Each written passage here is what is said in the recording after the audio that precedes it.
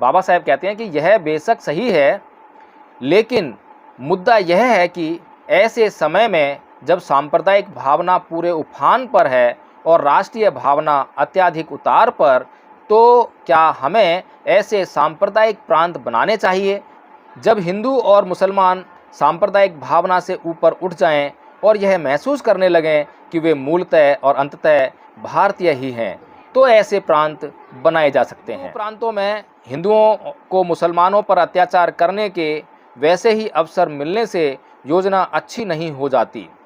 इसमें तो मनमुटाव और विघटन के बीज छिपे हैं। अब बाबा साहेब किस बात की बात कर रहे हैं? देश की अखंडता की बात कर रहे हैं, देश की शांति की बात कर रहे हैं, या कुछ और कह रहे हैं? अब जो ये हिंदू और जो ये मुसलमान हैं, क्या ये देशभक्त कहे जाएंगे या परम पूज्य बाबा साहेब डॉक्टर भीमराव अम्बेडकर देशभक्त हैं? ये इस देखेंगे कि कितनी गहराई से, कितनी अच्छी बात बाबा साहेब डॉक्टर भीमराव ने कही है, और इस बात को उस समय के नेता नहीं सोच पा रहे थे, क्योंकि उन नेताओं के मन में केवल द्वेष और घृणा बसी हुई है। एक दूसरे से बदला लेने की बात है, एक दूसरे से अपने आप को कैसे सुरक्षित किया जाए इसकी बात है। बाकी जो सत्यता है उसकी जांच करने की बाबा साहेब डॉक्टर भीमराव अम्बेडकर कभी भी कुछ भी बोले, किसी के प्रति घृणा का भाव रखकर नहीं बोले, द्वेष का भाव रखकर नहीं बोले। जो सत्य है उसके दर्शन कराने का काम बाबा साहेब डॉक्टर भीमराव अम्बेडकर ने किया।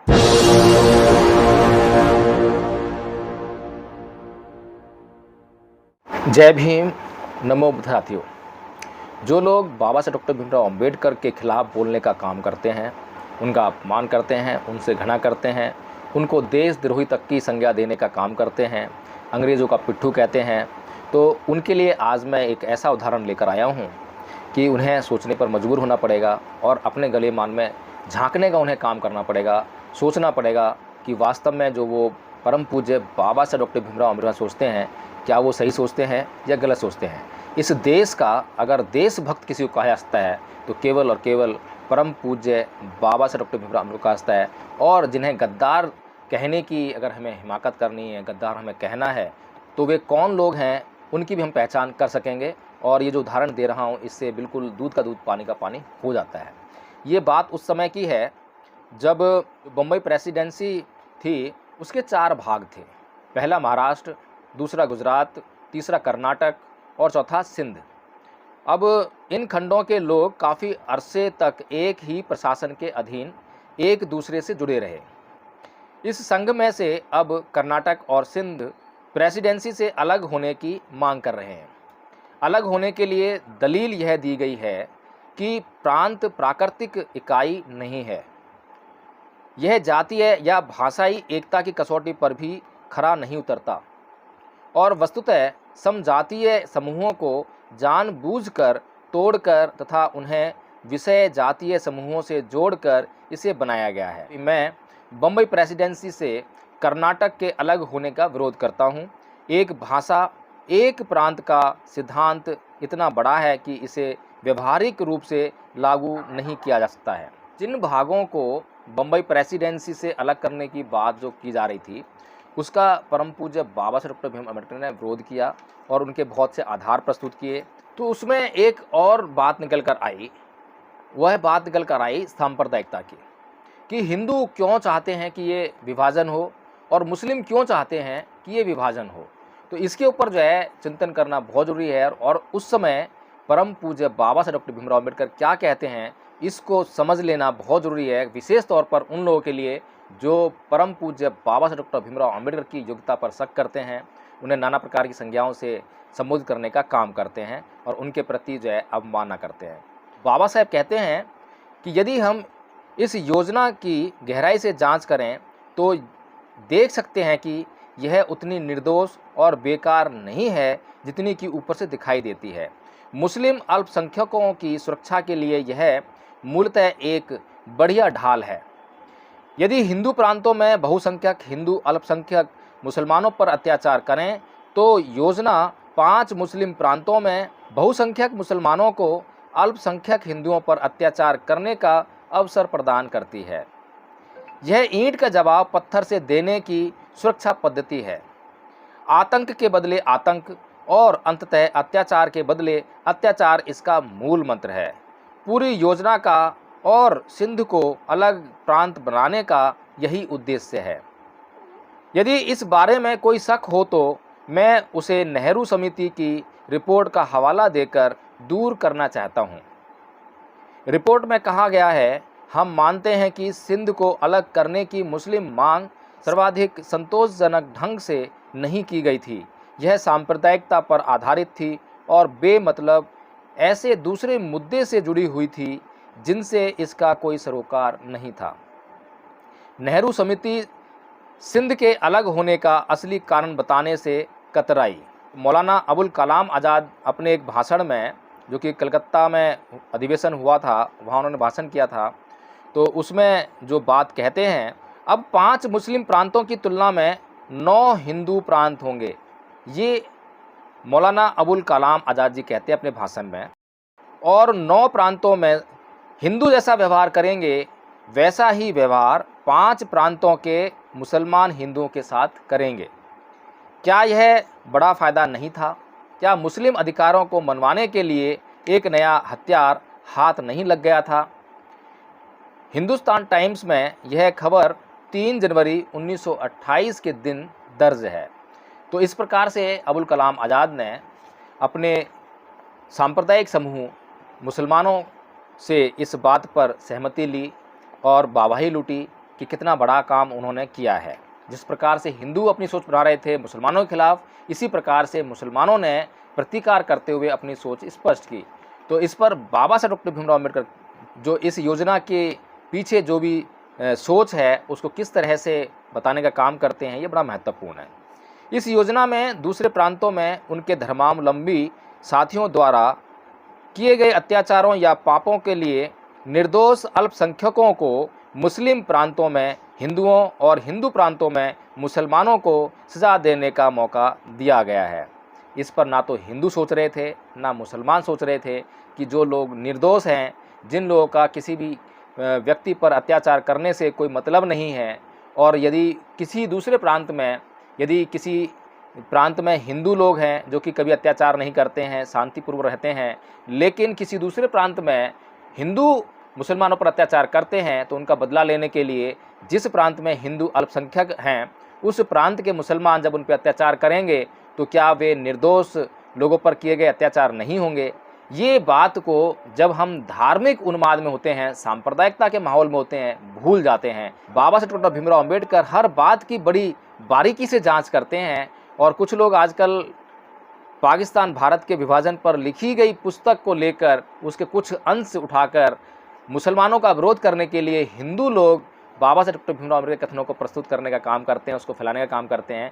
लेकिन बाबा साहब डॉक्टर भीमराव अम्बेडकर कभी भी कुछ भी बोले, किसी के प्रति घृणा का भाव रखकर नहीं बोले, द्वेष का भाव रखकर नहीं बोले। जो सत्य है उसके दर्शन कराने का काम बाबा साहब डॉक्टर भीमराव अम्बेडकर ने किया। और आप देखेंगे कि कितनी गहराई से, कितनी अच्छी बात बाबा साहब डॉक्टर भीमराव अम्बेडकर ने कही है, और इस बात को उस समय के नेता नहीं सोच पा रहे थे, क्योंकि उन नेताओं के मन में केवल द्वेष और घृणा बसी हुई है।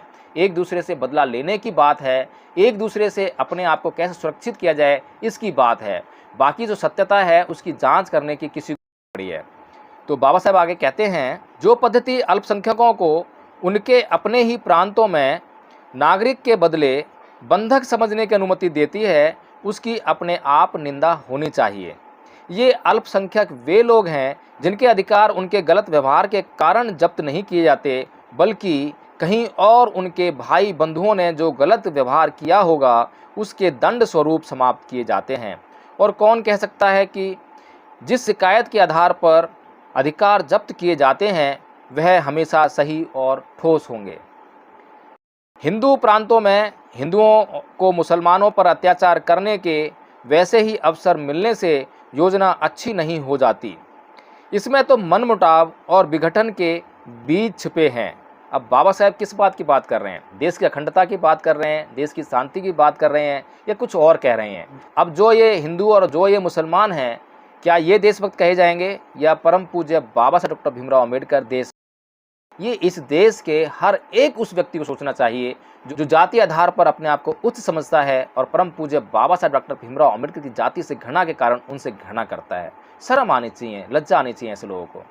यह योजना इतनी खराब है कि यदि मुसलमान इसके बिना अपने आप को सुरक्षित नहीं महसूस कर सकते, तो मैं चाहूँगा कि स्वराज को तब तक के लिए टाल देना चाहिए जब तक कि पारस्परिक विश्वास से उन्हें यह भरोसा ना हो जाए कि वे इस योजना के बिना काम चला सकते हैं। कितनी महत्वपूर्ण बात है। नेहरू समिति ने तर्क दिया है कि भारत में जनसंख्या का जो वितरण आज है, उसके लिए इतिहास में हुई घटनाओं का लंबा सिलसिला उत्तरदायी है और सांप्रदायिक प्रांत बनाने में हमें तथ्यों को केवल उनके सही रूप में समझना है।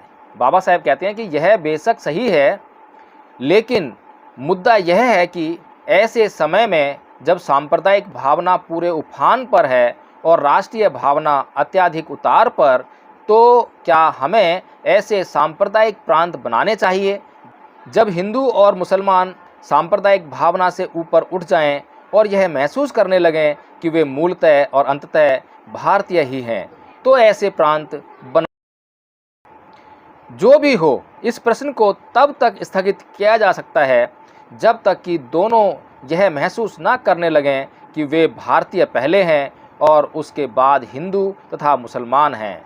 सिंध को अलग करने के प्रश्न पर मेरे साथियों ने जो सहमति व्यक्त की है, मैं अपने आप को उससे इसी आधार पर अलग करता हूँ। आप देखेंगे कि सिंध को प्रेसिडेंसी से अलग करने पर जो वित्तीय कठिनाइयाँ सामने आएंगी, उनके बारे में मैंने कुछ नहीं कहा है। इसका कारण यह नहीं है कि मैं उन्हें कोई महत्व नहीं देता, मैं उन्हें महत्वपूर्ण समझता हूँ, लेकिन मेरा विचार यह है कि केवल वित्तीय कठिनाइयाँ ही निर्णायक नहीं हो सकती, और यदि मैंने उनका संकेत नहीं किया है तो इसका कारण मेरा यह विचार है कि वित्तीय कठिनाइयाँ दूर करने के बाद भी सिंध के अलग होने के बारे में मैंने जो आपत्ति की है वह बनी रहेगी। तो बाबा साहेब डॉक्टर भीमराव अंबेडकर के प्रत्येक कथन में आपको विद्वता नज़र आएगी, गहराई नज़र आएगी, गहरी सोच नज़र आएगी, बहुत गहरी रिसर्च नज़र आएगी, बहुत बारीक रूप से अध्ययन किए गए तथ्य आपको नज़र आएंगे और रेफरेंसेस नज़र आएंगे। लेकिन फिर भी इस देश के कुंठित लोग, दूषित मानसिकता वाले लोग परम पूज्य बाबा साहेब डॉक्टर भीमराव अंबेडकर की योग्यता की तारीफ नहीं करते हैं, सराहना नहीं करते हैं, बल्कि उनको उनकी जाति के संदर्भ में देखकर बहुत ही छोटा करने का प्रयास करते हैं, उनसे घृणा करते हैं। जब उनसे बदला नहीं ले सकते हैं तो वे उनकी मूर्तियों पर प्रहार करने लगते हैं। तो साथियों, इस देश के प्रत्येक नागरिक से, चाहे वह ऊंची जाति का है, चाहे वह नीची जाति का है, वैसे तो इन जातियों का कोई महत्व नहीं है, कोई अस्तित्व नहीं है। कुछ स्वार्थी लोगों ने अपने हितों को पूरा करने के लिए इन जातियों का निर्माण किया है। हमें जितना जल्दी हो सके उतना जल्दी इस जाति व्यवस्था से, इस वर्ण व्यवस्था से बाहर आ जाना चाहिए। हम चाहे हिंदू हैं, चाहे मुसलमान हैं, चाहे बौद्ध हैं, हम चाहे कुछ भी हैं, इस देश के अगर नागरिक हैं, तो एक बार सच्चे मन से परम पूज्य बाबा साहेब डॉक्टर भीमराव अंबेडकर ने इस देश के लिए क्या कार्य किया है, उसको हमें ज़रूर पढ़ना चाहिए, समझना चाहिए। हम ज्यों-ज्यों परम पूज्य बाबा साहेब डॉक्टर भीमराव अंबेडकर को पढ़ते जाएंगे, वैसे वैसे हमें उनके सच्चे रूप में दर्शन होते जाएंगे। फिर उनके प्रति श्रद्धा ही आपके भीतर आएगी, अश्रद्धा कभी नहीं आएगी, घृणा कभी नहीं आएगा, द्वेष कभी नहीं आएगा। तो साथियों, हाथ जोड़कर मैं आपसे विनती करता हूं कि परम पूज्य बाबा साहेब डॉक्टर भीमराव अंबेडकर को जानने का प्रयास कीजिए, उनकी जाति को जानने का प्रयास बिल्कुल मत कीजिए।